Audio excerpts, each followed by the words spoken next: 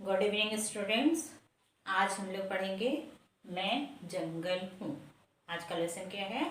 मैं जंगल हूँ। जंगल तुम लोग जानते हो, फॉरेस्ट, जहाँ बहुत सारे पेड़ पौधे होते हैं, जहाँ पर बहुत सारे जंगली जानवर पाए जाते हैं, और इसके बारे में आज हम लोग पढ़ेंगे। मैं जंगल हूँ।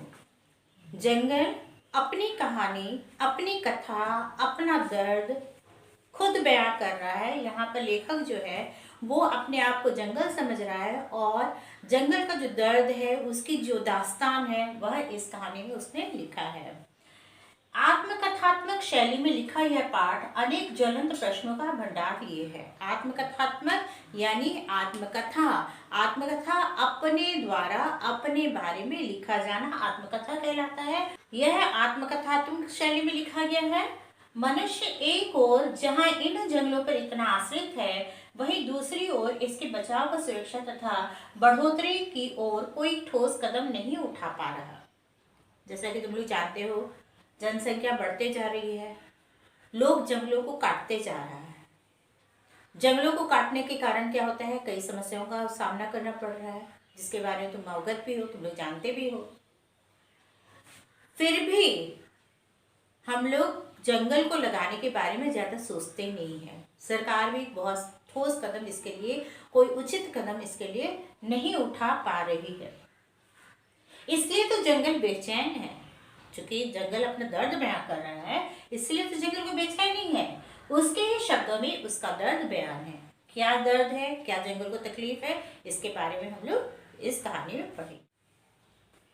एक दिन पार्क में खेलते हुए मेरी गेंद झाड़ियों में चली गई। मैं झाड़ियों में घुस गया। मुझे एक हल्की आवाज सुनाई दी। कौन कह रहा है? जो लेखक है वह बता रहा है कि पार्क में खेल रहा था। पार्क में खेलते हुए क्या हुआ? उसकी गेंद यानी बॉल झाड़ियों में चली गई। मैं झाड़ियों में घुस गया। गेंद को निकालने के लिए, बॉल को निकालने के लिए झाड़ियों में जब घुसा तो उसे हल्की सी आवाज सुनाई दी, कुछ सुनाई पड़ा उसे।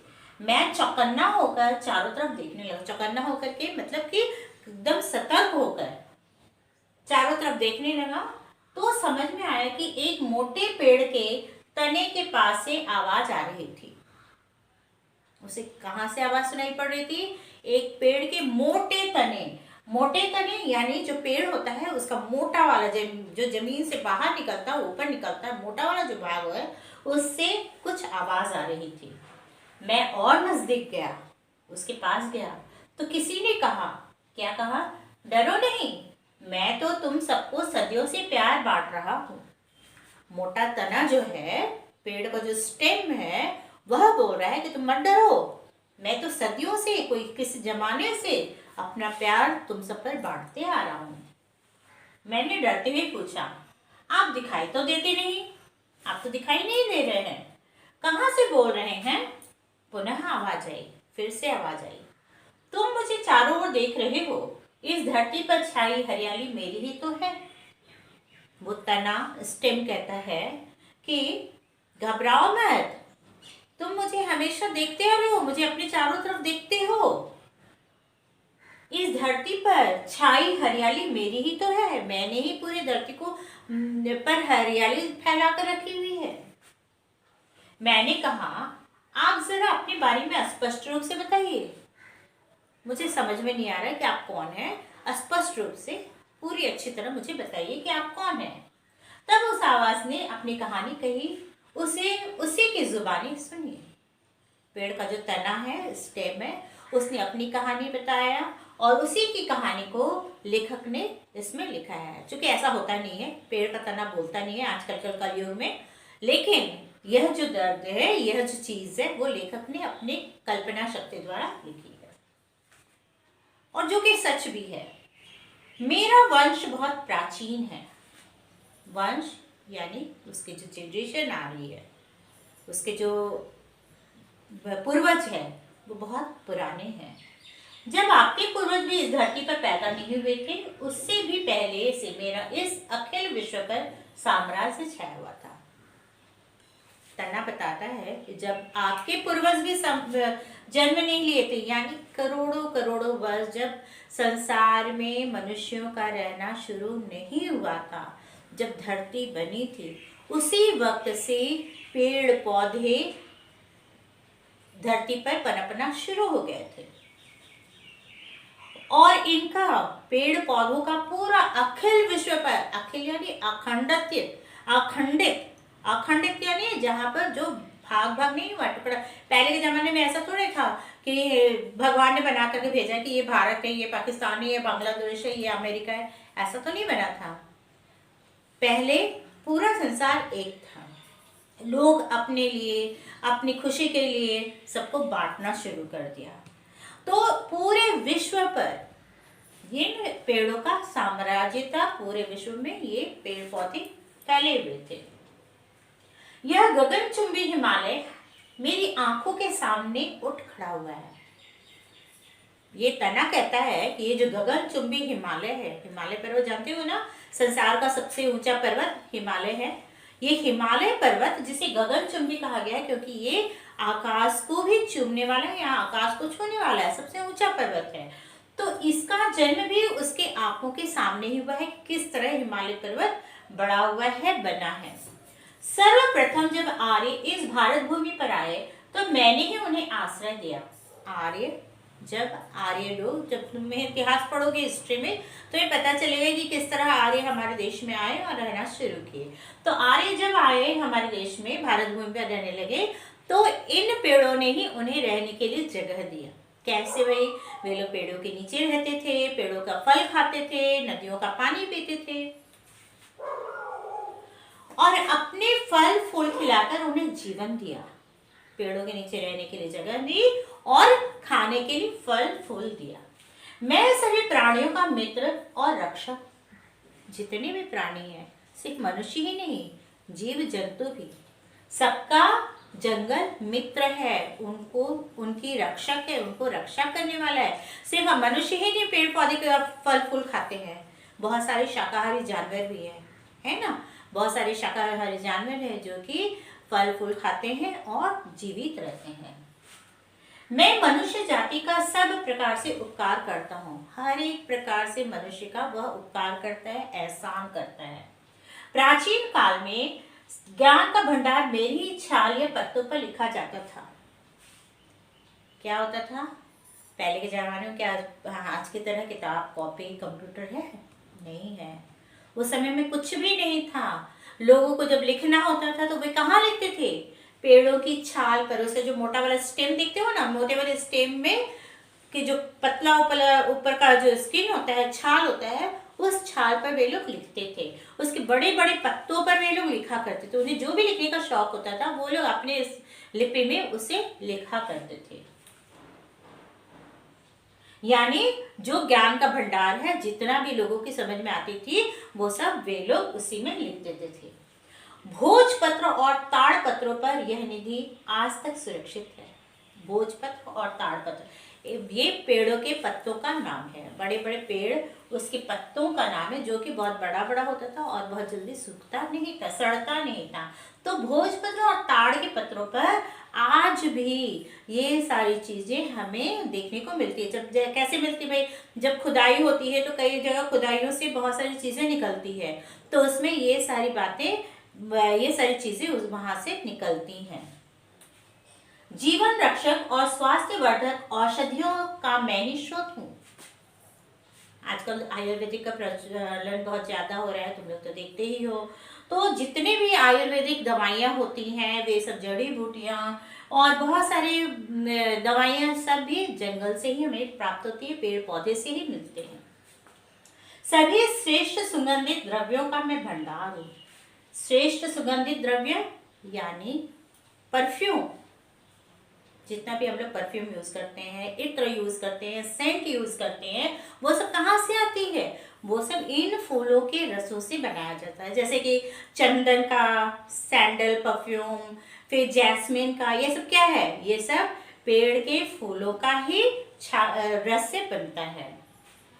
जीवन रक्षक खाने के लिए फल, शहद, स्वाद और अनेक स्वास्थ्य के लिए अनेक मसाले, मेवे, भवन निर्माण के लिए लकड़ी, जलाने के लिए ईंधन, कागज के लिए लकड़ी, अनेक काम आने वाली वस्तुएं बनाने के लिए लकड़ी के अतिरिक्त बहुमूल्य प्राणवायु और विशुद्ध पर्यावरण, यह सब मनुष्य मात्र के लिए मेरा उपहार है।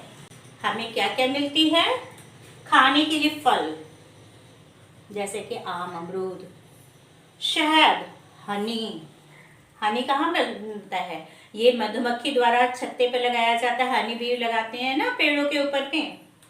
स्वाद और स्वास्थ्य के लिए, स्वाद के लिए, टेस्ट के लिए हम लोग बहुत सारे मसालों का प्रयोग करते हैं। तो ये मसालों का जो प्रयोग होता है टेस्ट के लिए, हेल्थ के लिए, वो मसाले भी हमें पेड़ों से ही प्राप्त होता है।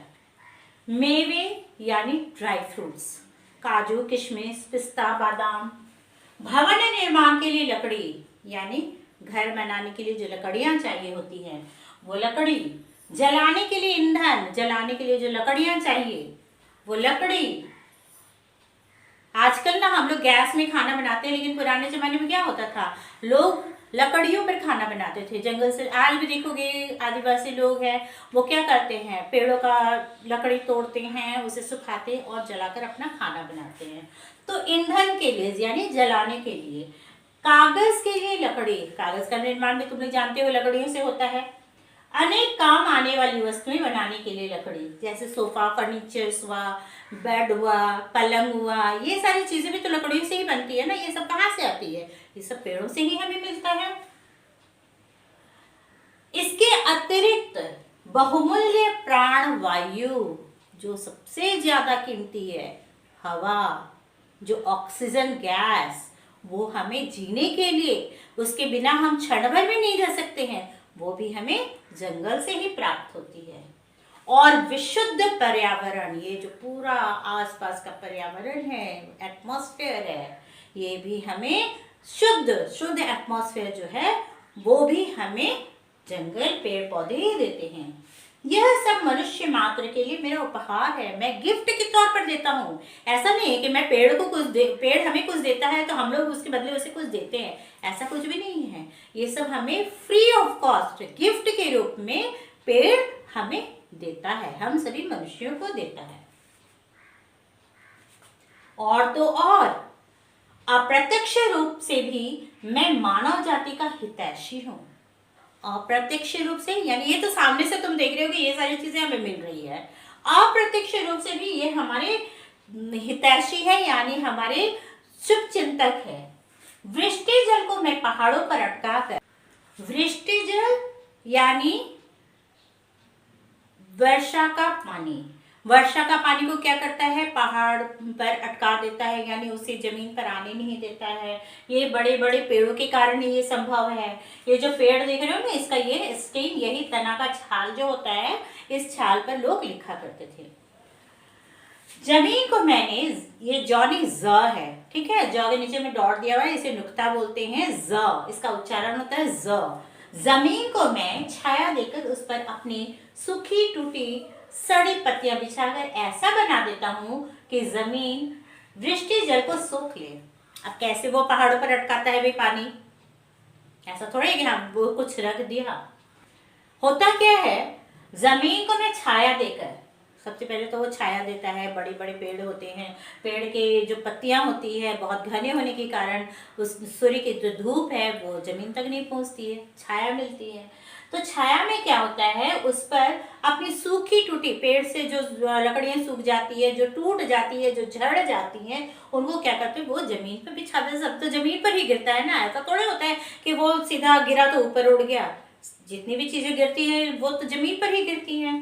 तो ये सारी सड़ी पत्तियां हुई, सूखे टूटे पेड़ के जो टहनियां हैं, ये सब क्या होता है, जमीन पर वो बिछ जाते हैं, जमीन पर वो रह जाते हैं और जमीन को ऐसा बना देते हैं कि वो बारिश की जो पानी होती है ना, वो जमीन उसे सोख लेती है, खींच लेती है।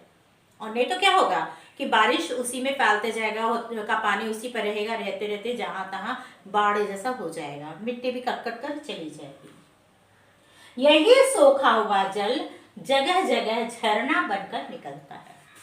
ये जो पानी जो जिसे जमीन ने सोख लिया है, यही क्या होता है, पानी तो नीचे चला गया जमीन के अंदर, लेकिन कभी कभी क्या होता है कि बहुत जमीन के अंदर पानी भर जाता है, तो कहीं कहीं क्या होता है, वही स्रोत के रूप में, जहाँ हल्की जमीन होती है वहां पर ये पानी ऊपर की तरफ स्रोत के रूप में वो निकल जाता है, जो कि झरना कहलाता है। तो ये जगह जगह झरना बनकर निकलता है और छोटी नदियों नालों में साल भर पानी पहुंचाता है। छोटी छोटी नदियों में सालों भर पानी रहता है। उसके रहने का कारण क्या है? यही कारण है। बरसात में बाढ़ का भी डर कम रहता है। बरसात के समय में क्या होता है, जब काफी बारिश होती है तो बारिश होने से क्या होता है, बाढ़ आ जाती है। बाढ़ का अर्थ क्या होता है, अपने एरिया से, अपने क्षेत्र से पानी का अगल बगल के गांव में, अगल बगल के क्षेत्रों में घुस जाना, वो बाढ़ कहलाता है। तो ये सड़ी गली चीजें जो जमीन पर रह गई है, ये सारी की सारी चीजों के द्वारा क्या होता है, मिट्टी इन पानियों को जमीन के नीचे सोख लेता है, जिससे क्या होता है, बाढ़ का डर भी कम होता है। मैं बिल्कुल चुपचाप उस आवाज को सुन रहा था। लेखक उस आवाज को सुन रहा था। तभी वह बोल उठा, घबराओ नहीं, मैं कोई भूत नहीं। अब ये बेचारा सुन रहा है, तो सुन रहा है तो उसने कहा कि घबराओ मत, मैं कोई भूत नहीं हूं। हाँ, मेरे रूप अनेक है, जातियां अनेक है। तुम ऐसे भी देखते हो, पेड़ के बहुत सारे रूप है, जंगल के बहुत सारे रूप है। कहीं पर बड़े बड़े कांटेदार पेड़ होते हैं, तो कहीं घने वृक्ष होते हैं। हर एक जंगल की अलग अलग विशेषताएं हैं। साधारण भाषा में मुझे वृक्ष कहा जाता है, किंतु मेरे बहुत नाम हैं। साधारण भाषा में जंगल में जितने भी पेड़ होते हैं, इन पेड़ों को वृक्ष कहा जाता है। लेकिन समानार्थी शब्द, जिसे पर्यायवाची शब्द भी कहते हैं, क्या क्या है, अरण्य, कानन, वन। मेरा एक नाम पादप भी है। जंगल का दूसरा नाम क्या है, पादप, क्योंकि मैं अपनी जड़ों यानी पैर, जो कि जमीन के नीचे जो रूट्स होता है उसे जड़ कहा जाता है, से पानी पीता हूं। पेड़ पौधे कहां से पानी ग्रहण करते हैं, जमीन के अंदर से ही। उसका जो जड़ है, उसका जो रूट है, वो पानी ग्रहण करता है, इसीलिए इसे पादप कहा गया है। तुम्हारे भारत देश में तो अत्यंत प्राचीन काल से मेरा पालन और संवर्धन होता रहा है। संवर्धन यानी उसकी देखरेख। भारत में पुराने जमाने से हम लोग पेड़ पौधों का पालन करते हैं, उसकी देख रेख करते हैं, उनका विकास की ओर ध्यान देते हैं। देखते हो ना कि लोग पीपल के पौधे में, तुलसी के पौधे में जल डालते हैं। ये जल डालने के पीछे क्या है, उसका एक कारण है, क्योंकि पीपल का जो पेड़ है वो 24 आवर्स दिन रात वो ऑक्सीजन देता है, और इसलिए हम लोग क्या करते हैं, पौधों में पानी डालते हैं ताकि वो बड़ा हो। उसके बहुत सारे फायदे हैं। मेरे आंगन में गुरुकुल स्थापित होते थे। गुरुकुल यानी पुराने जमाने में क्या होता था, आजकल की तरह बिल्डिंग थोड़ी होती थी, स्कूल वगैरह नहीं होती थी। वे लोग क्या करते थे, बच्चों को पढ़ाते थे। कहाँ पढ़ाते थे, पेड़ों की छाया में। वहां पर बच्चों को पढ़ाया जाता था, जिसे गुरुकुल कहा जाता है। मेरी घनी छाया में विद्यार्थी बैठकर पढ़ते थे। गृहस्थ घरों में तुलसी के बिरवे, केले के पत्ते, नीम व पीपल के वृक्षों की पूजा तक की जाती थी। गृहस्थ, दो तरह का जीवन होता है लोगों का, एक संन्यास जीवन, दूसरा गृहस्थ जीवन। संन्यास जैसे कि लोग आश्रम में चले जाते हैं, वो ऋषि मुनि कहला जाते हैं, जिससे कि अपने परिवार से कोई मतलब नहीं होता है। और गृहस्थ जैसे कि हम लोग सामान्य रूप से गृहस्थ जीवन जीते हैं, हमारा परिवार होता है और हम लोग अपने परिवार के साथ रहते हैं। तो गृहस्थ घरों में क्या होता है, हरे घरों में तुम लोग देखते होंगे तुलसी के बिरवे यानी छोटे पौधे, केले के पत्ते की भी पूजा होती है, नीम और पीपल के वृक्षों की पूजा तक की जाती थी, जो अभी भी होती है। आजकल भी हम लोग तुलसी की पूजा करते हैं, केले के पत्ते की पूजा करते हैं, पीपल की पूजा करते हैं। वृक्ष लगाना और उनकी रक्षा करना सभी का धर्म है। हमारा धर्म क्या है कि वृक्षों को लगाना चाहिए और उसकी रक्षा भी करना चाहिए। ऐसा नहीं कि वृक्ष हम लगा दिए, उसमें ना पानी डाले ना कुछ खाद डाले, तो क्या होगा, वो तो कुछ दिनों में सूख जाएगा। आज के लिए बस इतना ही। नेक्स्ट वीडियो में, नेक्स्ट क्लास में हम लोग इसके आगे बढ़ेंगे। Thank you.